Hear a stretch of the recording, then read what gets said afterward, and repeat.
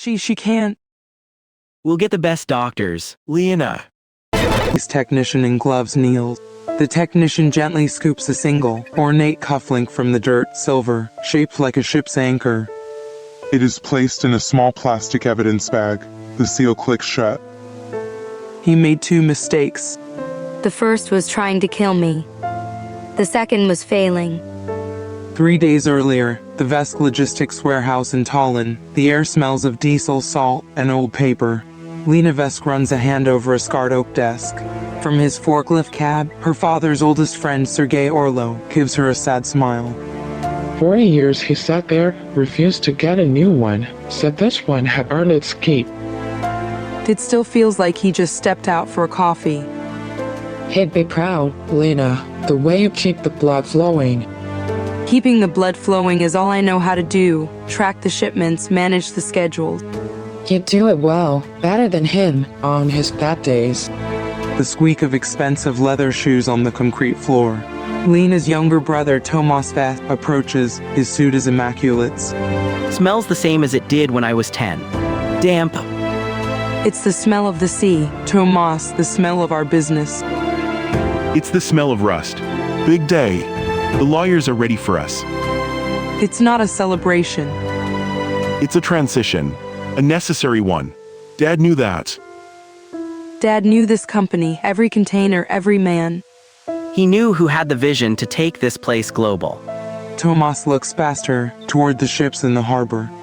He knew who was hungry. That afternoon, a sterile downtown lawyer's office. A lawyer in a gray suit reads from a document. And after all debts are settled and minor bequests paid, I turn to the disposition of my primary asset, Vesk Logistics. Lena holds her breath. Tomas sits perfectly still. And I leave my controlling interest, 15% of all shares in Vesk Logistics, to my daughter, Lena Vesk. A deep, heavy silence fills the room. Lena does not look at her brother. The quiet from his side of the table is louder than a scream. To my son, Tomas Vesk, I leave my remaining 49% of shares, along with my sincere hope that he will support his sister in her new role. When the reading is over, Tomas stands. He straightens his tie. He walks over and places a cold hand on Lena's shoulder. Don't worry. I'll help you. You won't have to handle this all on your own. That evening, a quiet street, fog rolling in from the sea. Lena walks with her sextingelave daughter Marta. So, you're the boss now? For real? The big boss? I suppose so. Does this mean I can get a company car? A nice one, not one of the rusty ones. It means we pay the bills, smartass. Oh. And maybe we finally fix the leak in the roof. Yes, my room is starting to smell like Tomas' shoes. Damn.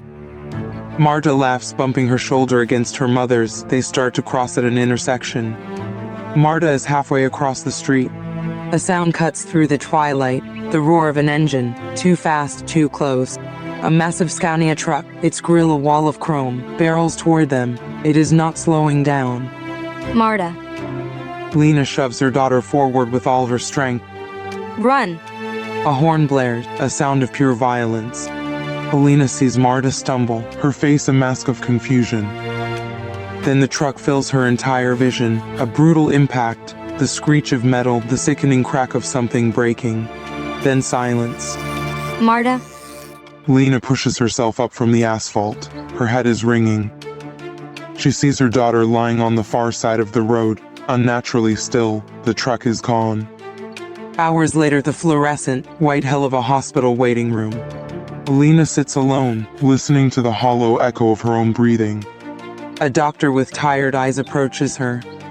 Mrs. Vesk, the surgery stabilized her. We stopped the internal bleeding. But? There was severe spinal trauma. We've done everything we can, but there's paralysis. No. I'm so sorry. We don't know if she'll ever walk again. The world ends. Sometime later, Tomas arrives. He holds Lena as she shakes. SHHH. It's okay. I'm here. She can't. We'll get the best doctors, Lena. The very best. Money is no object. Don't you worry about a thing. I'll handle everything. 2 days later, Marta's hospital room. Inspector Callas, a quiet, methodical man, watches Lena's face as he speaks.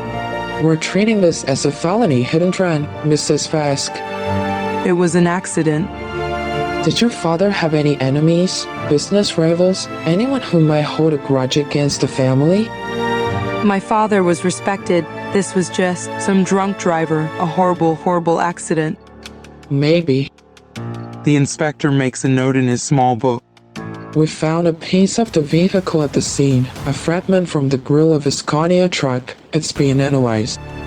A Scania. We have dozens of them at Bequest Logistics Warehouse. We'll be looking into that. One other thing, the driver didn't swerve. The tire marks are straight. What does that mean? It means he didn't try to avoid you. It was almost deliberate. The next day, Lena stands at the intersection where her world broke. The rain has washed the street clean, but the faint, black tire marks remain. She kneels, her fingers tracing a deep gouge in the asphalt. Deliberate. And then she sees it, half hidden in the muddy grass by the curb. Something glints. She picks it up, a man's cufflink, silver and anchor. No, it can't be. Her father had a pair just like them, custom for his 60th birthday. One set for himself, and one set for Tomas. It must have fallen. A paramedic, a witness. There's a reason, a logical reason. She pushes it deep into her coat pocket, a cold, heavy weight. 3 nights after the accident, Lena sits in a chair by Marta's bed. She watches the steady rise and fall of her daughter's chest, Listens to the rhythmic beep of the heart monitor. Tomas enters holding 2 cups of coffee. You look exhausted, Lena. Here, I'm not thirsty. you need to rest. You can't help her if you collapse. He pulls the chair close. His voice a sympathetic whisper. Let me take some of the burden. The company, the arrangements. Just focus on Marta. We're family. We'll get through this together. He puts an arm around her shoulders, pulling her into a sideways hug. I promise. As he squeezes her shoulder, The cuff of his expensive shirt rides up his wrist by an inch. And there, against his skin, is a flash of silver, a small, ornate anchor, the matching cufflink. a long silence.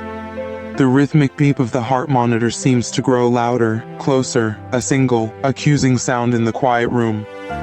His words echo in her mind. Tomas Vesk, he knew who was hungry. Tomas Vesk, I'll help you. I'll handle everything. Inspector Callas, the tire marks are straight. Almost deliberate. Lena's grief does not vanish, it calcifies, it turns from a hot, Messy agony into something cold, hard, and sharp.